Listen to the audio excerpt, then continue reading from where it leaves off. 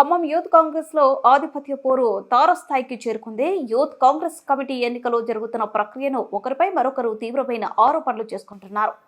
ఈ క్రమంలో యాడపల్లి సంతోష్ పై assembly youth president అభ్యర్థి నవాజ్ పలు ఆరోపణలు చేశారు. ముఖ్యంగా ఓటమి భయంతో మల్లు నందిని పైన జిల్లా యూత్ కాంగ్రెస్ అభ్యర్థి వెజండ్ల సాయిపై తప్పుడు ప్రచారం చేస్తున్న ఎడ్లపల్లి సంతోష్ తదితరులపై చర్యలు తీసుకోవాలని, పార్టీ నుండి సస్పెండ్ చేయాలని ఖమ్మం జిల్లా యువజన కాంగ్రెస్ కార్యకర్తలు డిమాండ్ చేస్తున్నారని నవాజ్ డిమాండ్ చేశారు.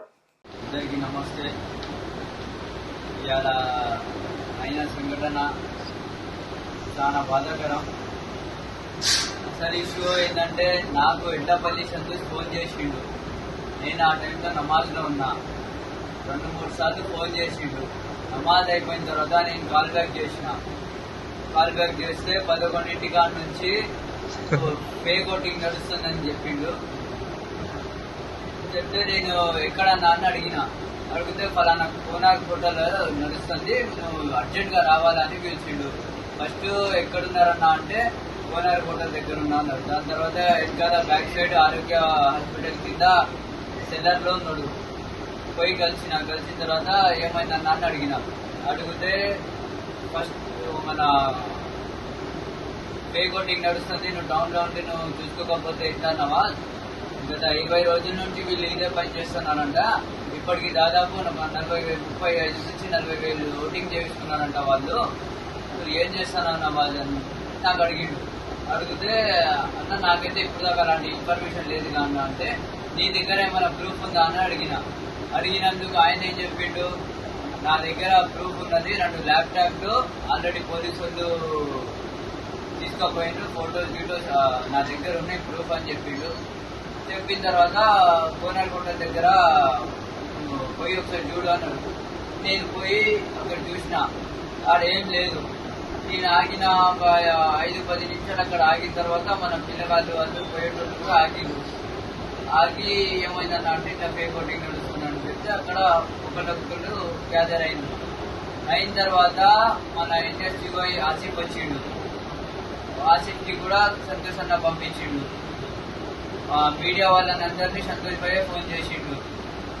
అక్కడ మీడియా ఉన్న సంగతి కూడా నాకు తెలియదు, అందరు మీడియాకి ఫోన్ చేయాలని అన్నారు. వచ్చిన తర్వాత మీడియా వాళ్ళు ఏం చెప్పారు, ఒక బయట ఇవ్వండి నవాజ్ భాయ్, అసలు ఏం జరిగిందని చెప్తే యాజ్ ఏ కంటెస్టెంట్ మీరు ఉన్నారుగా, మీరు ఒక 2 మాటలు మాట్లాడాలని అన్నారు.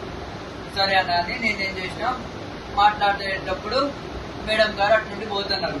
పోతూ ఆగి ఏమైందమ్మా అని అడిగితే మేడం గారు ఆగిరని నేను దగ్గరకు పోయి నేను మాట్లాడినా, మేడం ఇట్లా వెజల్ల సాయి ఓటింగ్ చేపిస్తున్నారని ఇన్ఫర్మేషన్ వచ్చింది మేడం, 35,000 to 40,000 చేపించుకున్నారంట, అదే నాకు తెలిసి నేను వచ్చినా మేడం అని మాట్లాడినా. ఇదే అయింది. దానికి సోషల్ మీడియాలో మల్లు నందిని మేడం గారు అట్లా చేస్తున్నారు ఇట్లా చేస్తున్నారు అనేది లేనిపోని నిందలు వేస్తున్నారు, ఫేక్ అన్ని. ఇది ఎవరెవరు చేస్తున్నారో వాళ్ళ మీద కఠినంగా చర్యలు తీసుకోవాలని నేను కూడా కోరుకుంటున్నా. నాకు పిలిచిందైతే సంతోష్.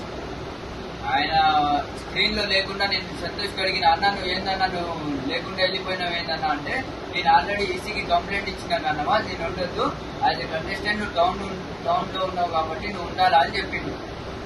ఇదన్నా ఆయన సంగతి. ఇదే సంఘటనని బీఆర్ఎస్ తన అవసరంగా తీసుకుని సోషల్ మీడియాని యూజ్ చేసుకుని నందిని మేడంని ఉద్యోగం కాంగ్రెస్ కార్యకర్తలు ఆపారని చెప్పి కావాలని ఫేక్ న్యూస్ చేస్తున్నారు. దయచేసి ఈ న్యూస్ ని ఎవరెవరు వైరల్ చేస్తున్నారు వాళ్ళని కఠినంగా శిక్షిస్తారని చెప్పి కోరుకుంటున్నాం.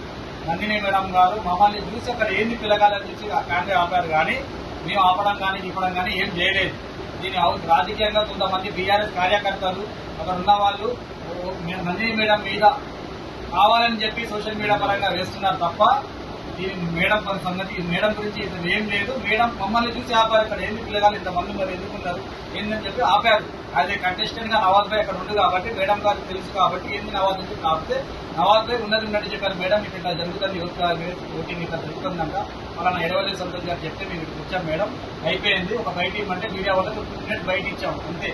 దాన్ని బీఆర్ఎస్ వాళ్ళు దీన్ని సోషల్ మీడియా పరంగా గట్టిగా వాడుకుంటూ నందిని మేడం గారి మీద బుద్ధ జరుగుతున్నారు. ఈ ఎవరెవరు సోషల్ మీడియాలో ఫేక్ న్యూస్ ఇస్తున్నారో వాళ్ళు కఠినంగా శిక్షించాలని చెప్పి మేము కోరుకుంటున్నాం.